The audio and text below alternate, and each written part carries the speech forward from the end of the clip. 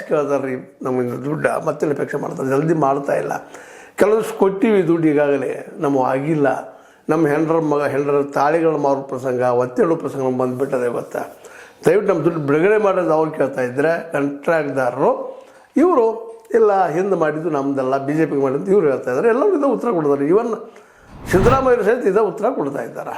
ಇದೇನೂ ಇರಲಿ, ಈ ಎಲ್ಲ ನೆಲೆಗಟ್ಟಿನಲ್ಲಿ ಇವತ್ತು ರಾಜಕೀಯ ಈ ರೀತಿ ಹೊರಟಿದ್ರೆ, ಈ ರಾಜಕೀಯದಿಂದ ನಾನು ಮುಂಬರುವ ದಿನಗಳಲ್ಲೇ ಎಷ್ಟರ ಮಟ್ಟಿಗೆ ಇಲ್ಲಿಯ ನಿರುದ್ಯೋಗಿಗಳು ಉದ್ಯೋಗಗಳಿಗೆ ಸಾಧ್ಯದ, ಬಡವರಿಗೆ ದುಡಿಯುವಂಥ ಅವಕಾಶ ಮಾಡಿಕೊಡುವಂಥದ್ದು ಸಾಧ್ಯದ ಅನ್ನೋದು ಇವತ್ತು ಎಲ್ಲ ಕಡೆ ಕೇಳಿ ಬರುತ್ತಿರುವಂಥ ಒಂದು ಮಾತು.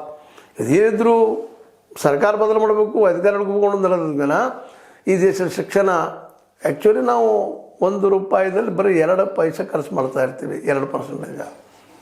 ಅದನ್ನ ಇವತ್ತು ಪ್ರಶ್ನೆ ಮಾಡಬೇಕಾಗಿದೆ. ಅದು ಹೆಚ್ಚಾಗಿ ಮಾಡ್ತಾ ಇರೋದು ಇದು ಯಾರು ಮಾತಾಡ್ತಾನೆ ಇಲ್ಲ. ಶಿಕ್ಷಣ ಬಗ್ಗೆ ಶಾಲೆಗಳಿದ್ದಾವ್ರು ಹೋಗ್ತಾರೋ, ಎಂಥ ಶಾಲೆಗಳು, ದುಡ್ಡಿದ್ದವ್ರಿಗೆ ಶಾಲೆಗಳು, ದುಡ್ಡಿದ್ದವ್ರಿಗಿಲ್ಲ. ಸರ್ಕಾರಿ ಶಾಲೆಗಳಲ್ಲಿ ಬಿಸಿ ಊಟ ಕೊಡ್ತೀವಲ್ರಿ, ಎಲ್ಲ ಕೊಡ್ತೀವಿ, ಮಕ್ಕಳ ಬರೀಗೆ ನಾವೇನು ಮಾಡೋಣ ಅಂತ ವಾದ ಅವ್ರದ್ದು.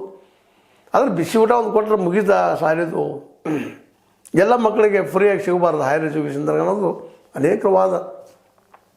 ಹೀಗೆಲ್ಲ ಇರುವಂಥ ಈ ಕಮಿಷನ್ ವ್ಯವಹಾರ ಮತ್ತೊಂದು ವ್ಯವಹಾರದಿಂದಾಗೆ ಈ ದೇಶದ ಅಭಿವೃದ್ಧಿ ಆಗ್ತಾ ಇಲ್ಲ ಅನ್ನೋದು ಸಾಮಾನ್ಯವಾಗಿ.